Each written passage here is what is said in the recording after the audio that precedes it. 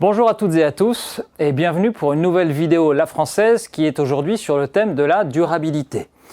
J'ai pour cela deux experts à mes côtés, donc à ma gauche Virginie Valu. Bonjour David. Donc Virginie, tu es directrice de la recherche et de l'immobilier ISR. Et Antoine Vinck.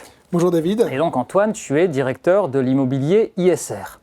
Donc aujourd'hui s'est tenu un nouveau club zéro carbone qui a réuni un bon nombre d'investisseurs institutionnels et voilà, les échanges ont été très dynamiques, très stimulants. L'objectif c'est donc de pouvoir faire partager avec cette vidéo, donc on va faire un format court, 5-10 minutes maximum, quels ont été les points saillants, les points importants à retenir. On reprend le thème, c'est vrai que ça peut être aussi important, donc on était nécessité et complexité des évolutions de gestion d'un patrimoine immobilier face aux enjeux de la durabilité. Donc Virginie, si on devait résumer les échanges en quelques points principaux, quels seraient ces points justement ? Alors David, comme tu l'as dit, on s'est intéressé aux actifs immobiliers. Les actifs immobiliers ont ceci de particulier que ce sont des actifs réels. Et donc la société de gestion va gérer en direct le sous-jacent, ce qui veut dire qu'elle pourra avoir un véritable impact sur 3 points. Le premier, c'est les consommations d'électricité et les émissions de gaz à effet de serre émis par ces actifs. Et notre objectif, c'est de les réduire, bien évidemment. Nous avons un deuxième objectif qui tient à la préservation de la biodiversité. Et notre troisième objectif, c'est de s'assurer que notre patrimoine immobilier est adapté à un monde qui connaîtrait le réchauffement climatique. Ok. Est-ce qu'on peut faire un zoom sur ces 3 points pour rentrer un peu plus dans le concret ? Bien sûr, sur la réduction des émissions de gaz à effet de serre, notre objectif, c'est d'aligner les émissions de gaz à effet de serre de nos fonds avec des trajectoires de décarbonation qui vont limiter le réchauffement climatique à 1,5 degré. Pour ce faire, nous utilisons l'outil du CRREM et ces trajectoires de décarbonation qui ont été validées par les SBTi, qui sont les Science Based Target Initiative, qui vient valider scientifiquement cet outil.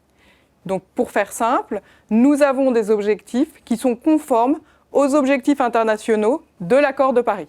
Ok. Antoine, sur la partie biodiversité, concrètement ? Alors notre objectif est de préserver la biodiversité. On le fait de 2 manières principales. La première étant de s'assurer de la végétalisation de nos actifs. Et ça, on suit un indicateur qui s'appelle le CBS, le coefficient de biotope par surface. Et on a une deuxième préoccupation qui est la continuité écologique, c'est-à-dire d'assurer une continuité des habitats écologiques pour la faune à travers les actifs que nous avons en gestion. Ok. L'adaptation, 3e point. Alors, l'adaptation, nous utilisons un outil qui est développé par l'OID, l'Observatoire de l'immobilier durable, qui va venir analyser l'exposition de nos actifs immobiliers aux risques climatiques principaux, mais qui va plus loin également, puisqu'il va analyser la sensibilité de nos actifs à ces risques climatiques. Et en croisant les deux, on obtient la vulnérabilité de nos portefeuilles face aux risques climatiques physiques. Donc on vient de partir des grands principes, après on est descendu dans les caractéristiques. Il y a un dernier point peut-être qu'il faut aborder, c'est les limites. Est-ce qu'il y a des limites à tout ça ? Oui, il existe des limites, notamment dans la mesurabilité de tout cela.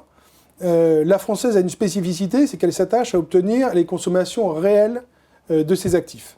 Donc les consommations d'énergie, qui vont impacter les émissions de CO2 et la performance environnementale, en ayant un gros travail de collecte et de fiabilisation de ces données. En ça, on s'attache à avoir les données les plus fiables possibles.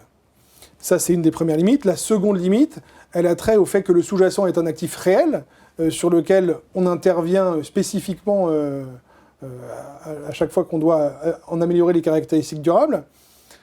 J'ai pris l'exemple, lors de Club Carbone, de cette école dans Paris Intramuros. C'est une école 19e, avec une cour au milieu, en pierre de taille.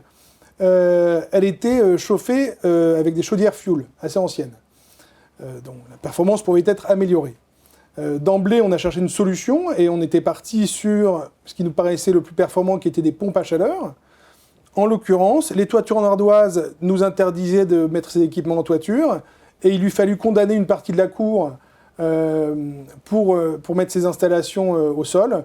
On a dû prendre une autre alternative pour rendre cet actif plus durable et plus performant. Ok, bon, bah, merci pour cet exemple. Alors, c'est vrai que la difficulté de l'exercice d'une vidéo, comme on est en train de le faire, c'est d'être suffisamment large, d'expliquer voilà, en très peu de temps les choses.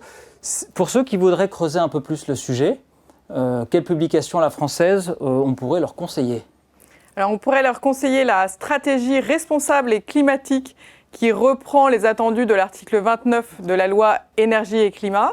Vous la trouverez sur notre site internet, sur le site. Vous trouverez également dans les rapports annuels une partie ESG fournie dans laquelle on définit et on décrit nos actions pour chaque fonds.